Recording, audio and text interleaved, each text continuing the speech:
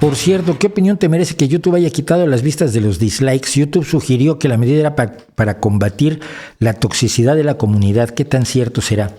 Mira, no lo sé. Yo creo que los dislikes son una buena medida cuando se manejan honradamente. Pero yo tengo un caso y la razón por la que me molestó en realidad que quitaran los dislikes es porque me quitaron uno de mis grandes honores. Cuando hice durante el confinamiento el año pasado, cuando Iker Jiménez estaba diciendo que en su programa se había predicho, bueno, absolutamente todo, en realidad se predijo todo y entonces lo que saliera pues iba a salir. Uno dijo que estaba todo muy bien, otro dijo que estaba todo muy mal, otro se compró 850 rollos de papel higiénico que todavía está usando. Pero entonces hice un programa de quién es Iker Jiménez. un video. Ya les llamamos programas por costumbre, pero no lo son. Yo hice un video sobre quién es Iker Jiménez.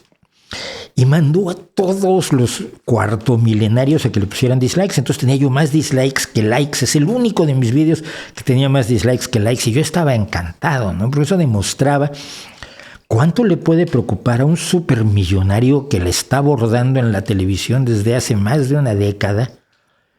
Y lo que más le aterroriza es que un donadie con un pequeño canal como el que yo tengo diga algo de él y entonces manda a sus huestes, pónganle que no le gusta, pues no les gusta y ya.